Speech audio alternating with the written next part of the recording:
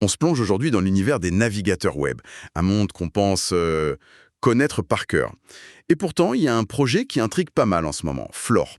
La question est assez simple en fait. Firefox, c'est déjà open source, c'est personnalisable, ça respecte la vie privée. Alors pourquoi est-ce que quelqu'un prendrait la peine de créer une version alternative? Quel est le vide que Florp essaye de combler? C'est la question fondamentale, oui. Et pour y répondre, il faut bien voir ce que c'est. Fleurop, c'est ce qu'on appelle un fork. Il est né en 2021 d'une initiative japonaise, un groupe qui s'appelle Ablaze. En gros, ils n'ont pas réinventé la roue. Ils ont pris le moteur de Firefox, qui est un code source super robuste, très ouvert, et ils ont construit un véhicule différent. Leur pari, c'est de dire, la base est excellente, mais on peut aller beaucoup, beaucoup plus loin sur certains points que Mozilla ne veut ou ne peut pas explorer. D'accord. Donc, on ne part pas de rien.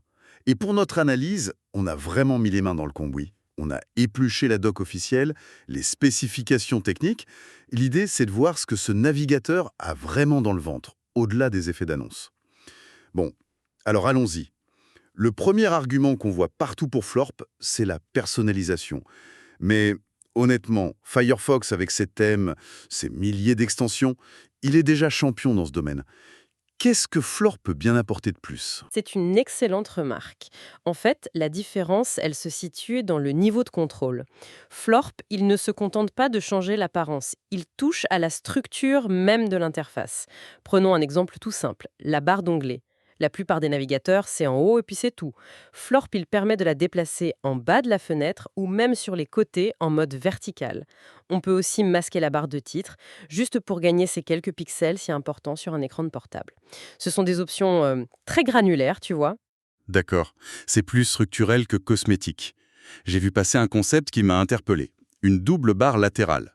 Franchement, ça sonne un peu comme un cockpit d'avion, une surcharge visuelle assurée, non? Comment est-ce que ça peut être pratique? Ah oui, c'est contre-intuitif, je te l'accorde. L'idée, c'est pas de tout afficher en permanence. Il faut les voir comme des tiroirs à outils. La première barre, elle est pensée pour ce qu'ils appellent les panneaux web. Imagine garder ta messagerie, signal ou télégramme, ou un fil d'actualité ouvert dans un petit volet sur le côté, sans avoir à jongler avec un onglet.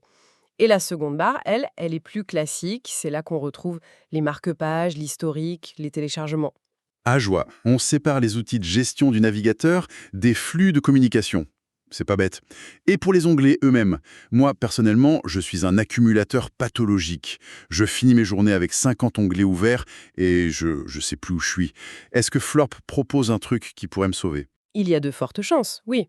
Au-delà des fortes onglets verticaux, qui aident déjà beaucoup sur les écrans larges pour lire les titres en entier, Florp introduit les espaces de travail. Et là, ça devient vraiment puissant.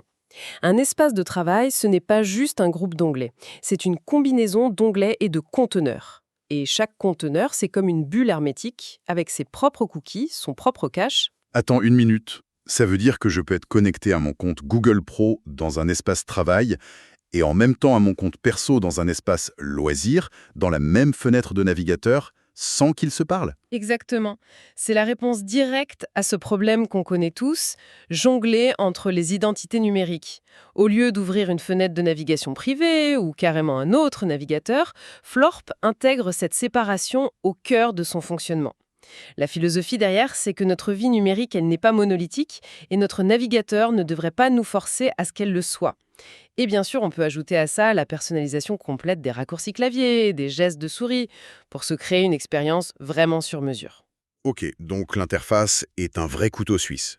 Mais on sait que la personnalisation poussée, c'est souvent la première chose qu'on sacrifie quand on cherche un navigateur vraiment sécurisé. Est-ce que Florp nous force à faire ce compromis? C'est le deuxième pilier de leur proposition, et c'est là que le choix de la base technique est malin. Florport est construit sur Firefox ESR, la Extended Support Release. Ce n'est pas un hasard. Au lieu de courir après la dernière nouveauté de la version grand public de Firefox, il mise sur une fondation qui a fait ses preuves, réputée pour sa stabilité et surtout qui reçoit des mises à jour de sécurité sur le long terme. Ça, c'est rassurant. Ça veut dire moins de risque de voir une extension cesser de fonctionner du jour au lendemain après une mise à jour, par exemple. Précisément, c'est une base solide. Et par-dessus ça, ils ajoutent leur propre couche de protection.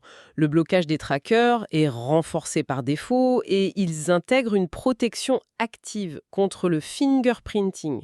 C'est cette technique qui consiste à créer une empreinte digitale unique de notre navigateur pour nous pister partout. Florp essaye de rendre cette empreinte aussi générique que possible. L'argument qui revient souvent contre Firefox, c'est la télémétrie. Elle est activée par défaut pour aider au développement. Quelle est la position de Florp là-dessus? Leur position est très tranchée. Elle est désactivée par défaut. C'est un choix philosophique fort. Ils partent du principe que la confidentialité, ça ne doit pas être une option à aller chercher dans un sous-menu. Ça doit être le réglage de base. C'est un argument marketing puissant, c'est sûr. Mais est-ce qu'il n'y a pas un revers à la médaille? En coupant ce lien avec Mozilla, est-ce que les développeurs de Florp ne se privent pas de données qui sont quand même utiles pour corriger les bugs ou comprendre comment les gens utilisent leur navigateur? C'est un vrai débat. Leur approche, elle, repose sur les retours directs de la communauté, via leur GitHub, et sur des tests en interne. Ils font le pari d'un développement plus artisanal, on va dire, plus proche des utilisateurs, plutôt que de s'appuyer sur de la collecte de données à grande échelle. Et cette logique de contrôle, on la retrouve avec la possibilité de désactiver facilement des technologies comme WebGL ou WebRTC qui, même si elles sont utiles, peuvent être des vecteurs de suivi. Il est aussi noté dans la doc une ou deux petites fonctionnalités de sécurité assez malignes. Oui, il y a des ajouts bien pensés. Une option de protection biométrique, par exemple pour verrouiller l'accès au navigateur, et un petit détail qui montre qu'il pense aux usages d'aujourd'hui. Quand on partage son écran pendant un appel vidéo, Florp peut automatiquement masquer les barres latérales. Fini le moment de gêne où on révèle accidentellement une liste de favoris perso ou des notifications privées à toute son équipe. C'est ce genre de finition qui est appréciable. D'accord. Donc il est flexible, il est privé, il est basé sur des fondations stables, mais est-ce qu'il est agréable à utiliser au quotidien? Est-ce que toutes ces fonctionnalités en plus ne finissent pas par le ralentir? C'est la crainte légitime. Les développeurs affirment qu'il est plus rapide et plus léger que Firefox, voire que Chrome. Bon, ces affirmations, il faut toujours les prendre avec des pincettes, ça dépend tellement de la machine, des sites qu'on visite. Ce qui est certain, c'est que l'optimisation des performances est un de leurs objectifs. L'idée, c'est d'offrir ce surplus de fonctions sans que ça devienne une usine à gaz. Et au-delà de la vitesse pure, est-ce qu'il y a des petites choses qui facilitent la vie? Absolument. Déjà, il y a le support des Progressive Web Apps, les PWA. Ça permet d'installer un site web, comme un service de streaming musical ou un outil de gestion, comme une application sur son ordinateur. C'est super pratique pour y accéder directement depuis le bureau, sans ouvrir le navigateur et chercher dans ses favoris. C'est une fonctionnalité que d'autres proposent aussi, mais c'est bien de voir qu'elle est là. Oui, mais il l'associe à d'autres petites intégrations. Par exemple, il y a un générateur de code QR intégré. Un clic droit sur la page et hop, on a une image à scanner avec son téléphone pour continuer sa lecture en mobilité. Et dans le même esprit, il y a une fonction Floor View pour envoyer l'onglet actif directement sur son smartphone. Ça fluidifie vraiment le passage du bureau au mobile. Question très pratique. Si je viens de Firefox, est-ce que je dois tout réimporter à la main? Les mots de passe, les favoris. C'est souvent ça le plus gros frein au changement. Non, et c'est sans doute un de leurs choix les plus intelligents pour faciliter l'adoption. Florp est entièrement compatible avec Firefox Sync. On se connecte avec son compte Firefox existant et en quelques secondes, on retrouve tout. Marque-page, mot de passe, historique et même la plupart des extensions. La transition est quasiment indolore. Il retire la principale friction. Quand on assemble toutes les pièces du puzzle, on a l'impression que Floorpod, c'est plus qu'un simple navigateur. Il y a une vision derrière, presque un manifeste. C'est exactement ça. Quand on lit la documentation du projet, on voit des termes comme web durable et ouvert, respect des droits des utilisateurs. Ils s'inscrivent clairement dans la filiation philosophique de Mozilla, mais avec une approche peut-être plus militante et moins contrainte par le statut d'une grosse organisation. Il se présente comme une équipe agile qui écoute sa communauté et qui n'a pas peur d'expérimenter. Et cette indépendance, c'est un point qu'il martèle. Oui, ils insistent bien là-dessus. Ils sont indépendants de Mozilla, même s'ils utilisent leur technologie. C'est une manière de dire on partage les valeurs, mais on trace notre propre chemin avec nos propres priorités. Et ces priorités, on l'a vu, c'est la personnalisation radicale et la confidentialité par défaut.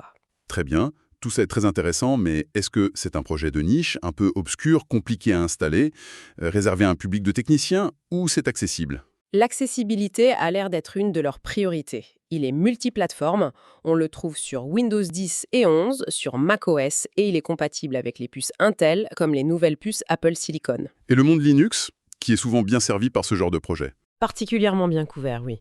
La plupart des grandes distributions sont prises en charge, que ce soit celles basées sur Debian, comme Ubuntu, ou Arch Linux. Mais le plus important, c'est qu'ils ont vraiment simplifié l'installation et les mises à jour. Florp est disponible via les gestionnaires de paquets modernes comme Winget sur Windows, Homebrew sur Mac ou Flatpak et PPA sur Linux.